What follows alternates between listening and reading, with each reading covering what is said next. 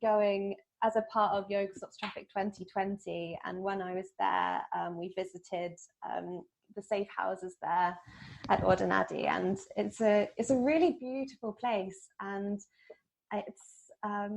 it's actually, when you're there, quite easy to forget what everyone has been through who is living there, because it's like they're just children, and they're just kids and teenagers. So they act like children and teenagers. Having fun, enjoying themselves. But I had to remind myself that everyone who's been there has actually been through some very traumatic experiences in their already. It's kind of, it must be so strange also for them, right, to sort of, because they, thank God they've been saved, thank God they're in the safe house, but then of course I guess life continues as it would for them, you know. They're all still like going to school, doing their activities.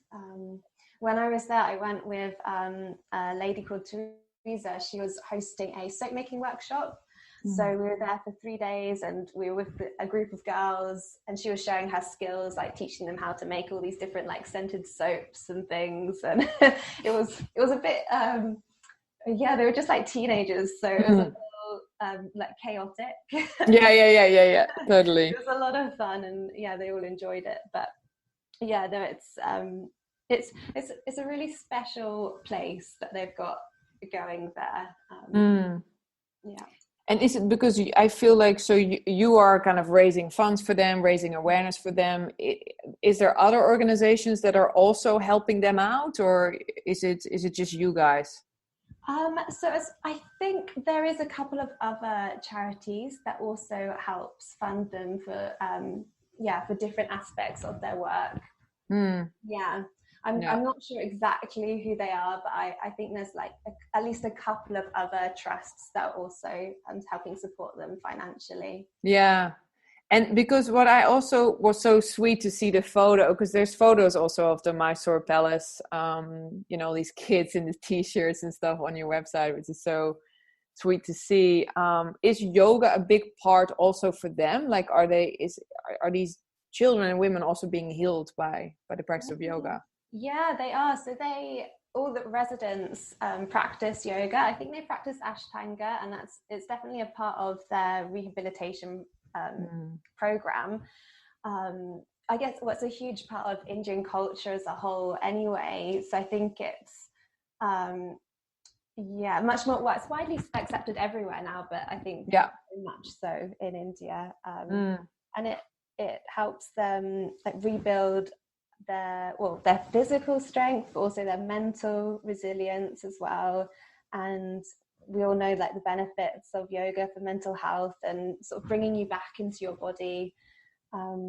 It's a big part of their lives. Because when you were visiting there last year, you were saying like the life for them is quite sort of normal as such or something, but could you tell, or have you seen any sort of like people going through a rough time, or have you seen any of that? Like were there times where it was also difficult for you, for example, to... When I was there, I didn't see any of that, but I know because I was there with Teresa. She was there on a day when I wasn't, and I think they had a new survivor come into the facility, and I think she was quite distressed. So at that point, that the staff at Odanadi would have looked after her and been speaking to her and finding out ways they could help. So I know that there is like that's quite a regular part of their life, is sort of dealing with distressed women or children that maybe have just come in to Odanadi. But when I was there, I was only there for like 3 days, and when I didn't experience anything. Because they can host, from what you guys were saying on your website, they host about 100 people or something. They have place for, right? Yeah. So between the two houses, they house up to 100. And they're usually always full, I would say, right? I believe so. Yeah. And that's also, I'm sure that's also why they need their funding, right? I mean, that's a lot of mouths to feed. And like, as you're saying, kids and teenagers, they're hungry usually. Yeah, for sure. And Yeah. also all just the different activities and like facilities they have there. So that's what Yeah. we need funding for. Like, as I say, one of the new things that they opened up was a mechanics workshop. So Ah, nice. yeah, so the residents can learn how to like fix and build motorbikes.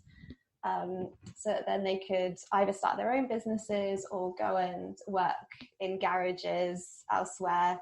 But it was really incredible. We saw there was a group of boys and they built this bike from scratch. Like, they kind of wanted to show us how quick they could do it. And within 20 minutes, as a part of a team, they just built this bike from nothing in 20 minutes. Wow. It was incredible. Amazing. Yep, because they, as you were just mentioning, there's rehabilitation programs for them, right? Like, so you kind of have to. Do I have to sort of imagine it that there's like coaches and professionals working with these survivors and victims and getting them back into life skills, I guess, or something, or Yeah, so they have so like therapists, so it'd be like talking therapy, um, and I think they have access to other like more alternative therapies like acupuncture, and then they do their yoga, and I think they have access to learning martial arts if they want to. So yeah, they have therapists and professionals coming in to share their skills.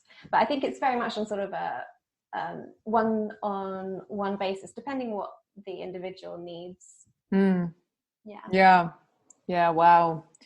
And so also how people, you don't have to be a yoga teacher, I would say, to get involved with Yoga Stops Trafficking. Like what can people do to help you? Yeah, so they can, probably a good place to start is actually visiting our website. So it's yogastopstraffic.org. Yeah. And then that explains about who we are, about the campaign, and about Odanadi.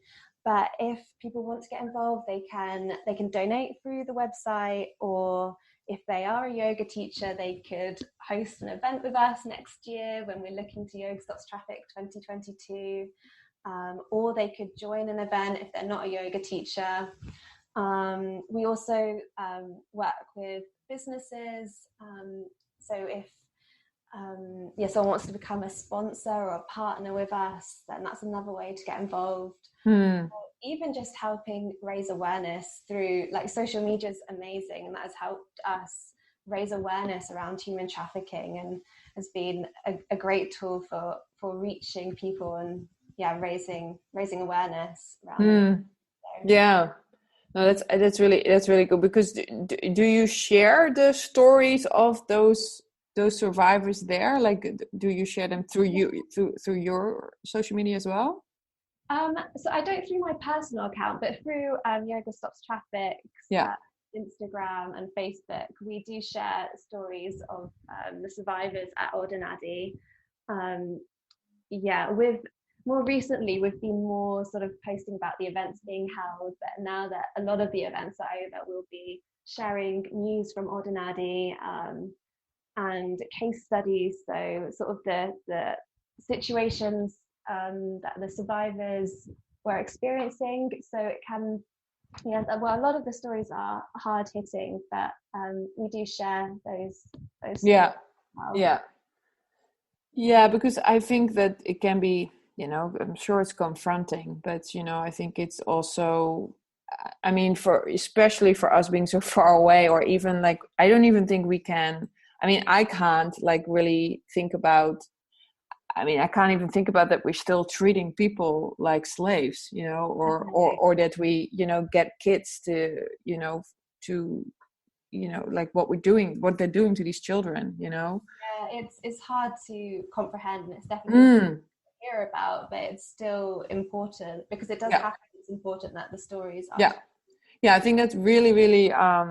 I was just thinking as well, like, you need to bring out a book with all these stories, and there's another thing to raise money, because I think the stories, like, the thing is why people watch movies, for example. I mean, I'm a person who I pretty much only watch movies that are based on a true story, because I just love stories. It's the reason why I have a podcast, Yeah. And I think that if you are, sharing these stories, then you make it real, you make it sort of like people can like Definitely. touch it. They understand, they can, or at least find some kind of understanding for it, I guess. Because it's still, for me, crazy to think that this is what we're doing to people, but we are. So I think it's a really important cause that you're having. And it was very recent, right? Was it the 14th of March? That's the day of. Yeah, so we had the 14th of March was our official date for Yoga Stops Traffic 2021. Yeah. It's always in March on a Sunday, and it was 14th of March for the last one. And then the weekend after, we had the festival with Om and Bass. So it's sort of Yoga Stops Traffic extended this year. Yeah, so cool. Yeah, because how did that come about? I was really curious. Like, do you know Rachel or something, or how do you know Rach? No, I don't. So I approached her when we were looking for partners for the 2021 campaign. And we were talking about it, about how Om and Bass could get involved, especially with COVID, because with her festivals not happening in person at the moment. And we were talking about her doing, because she does these chakra raves. Yeah. Yoga raves, which are really cool idea. So she was going to do one of them for Yoga Stops Traffic as a fundraiser. And then she came back to me a couple of weeks later and was like, actually, I've been having a think with Tom, and we want to do a full festival for you, or raising money for Yoga Stops Traffic. So that's and it was incredible. I mean, over 100 teachers, and like not, who are these teachers, but like seriously, like amazing teachers. Like, I don't know how she did it, honestly. Yeah, I can't wait to chat with her and go, oh my God, tell me. I mean, she had the Iceman, like Wim Hof. She had like that. Well, my teacher Stuart. She had like so many amazing, like Simon from Sydney. I mean, it was just insane. And like, even because I watched some videos back, and I literally spent another day just like, oh my God, I haven't seen. And then because I was scrolling to find a specific teacher, and I was like, oh my God, that person is also, oh my God, that person. It was just so great. So great. Incredible. She has a magic way with people that. Yeah, I had this feeling because everyone on board. Yeah, I was like, I kind of, even just her energy in the videos, because I also haven't, been able to connect with her yet, but I can't wait, because I think it's such, and I mean, it also really brought your cause to a very, like, to a bigger audience, I would say. Yeah, definitely. So as well as the actual, the funds raised from the festival, what the festival did for raising the profile of Yoga Stops Traffic is amazing. Yeah, and that's half the battle, like raising awareness around the issue, getting the word out there. So we feel very lucky to have been able to work with Om and Bass and to meet them. It was really, I thought it was absolutely fantastic, and just such respect and love and admiration for Rach, and then also so nice to find you actually through it, and thinking, hey, I can get involved with that as well. And it's because the thing is, I think when you, and I'm sure it was the same for you, coming from teacher training, especially when you're a yoga teacher, you are of service all the time anyway. And I feel very concerned with, with politics and how we're treating people. And I'm always all for, treating people equally. And I'm also an animal rights activist, but definitely, when we talk about animal rights, we also talk about human rights. Like, it's, for me, it's all one. And so things like, especially human trafficking or racism, or things that how we are still treating beings is just, it cannot, like, it has to stop. Like, it just can't, and it can't continue like this. I mean, and I think that's really like the philosophy of yoga as well. I think one of the reasons why I think Yoga Stops Traffic is so appealing to yoga teachers. It's another way to be of service to people. For sure. And to be part of the solution, like to sort of, to really put it out there, and be able to support something so important, and because I'm sure, I mean, because I was thinking of like, oh, these guys are all big names, and I was like, but I'm sure if Rach says like, hey, it's for Yoga Stops Traffic. I mean, if Stu said that as well, like, he was so passionately talking about, but Stu is very political. and such an, you know, activist as well. So it was really, and he normally doesn't really promote anything that he's doing. So, and he was also like, yeah, it's this festival that I'm on, it's human trafficking, you know, it's like, we're really, you know, we're